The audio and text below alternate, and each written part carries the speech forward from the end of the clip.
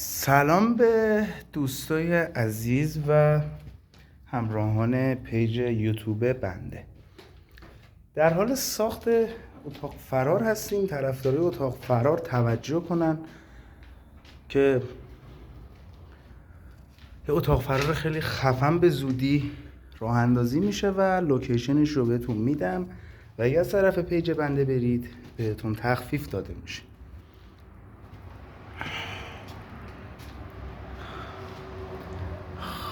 ببینید دوستانی که علاقه‌مند داشتن اتاق فرار هستن یا دارن اتاق فرار میسازن، یه نکته خیلی مهمی رو باید بهتون بگم. سیمکشی اتاق فرار خیلی مهمه که چجوری باشه. چرا؟ چون تعداد سیم هایی که توی بازی هست خیلی زیاده و ممکنه آمپر بکشه و این آمپر کشیدن نمیتونه واسه آتش سوزی بشه.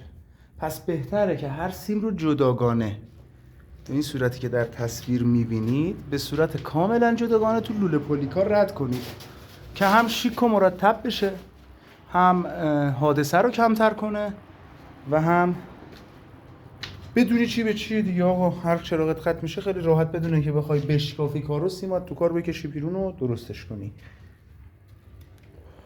نکته دیگه ای که خیلی حائز اهمیته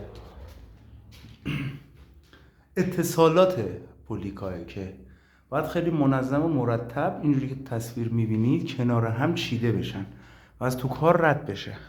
خب چون سقف اینجا رو ما قراره پوشش بدیم، همه کار رو کردیم زیر پوششی که قراره انجام بشه. حالا پوششش رو هم طی ویدیو جداگانه براتون در نظر میگیرم.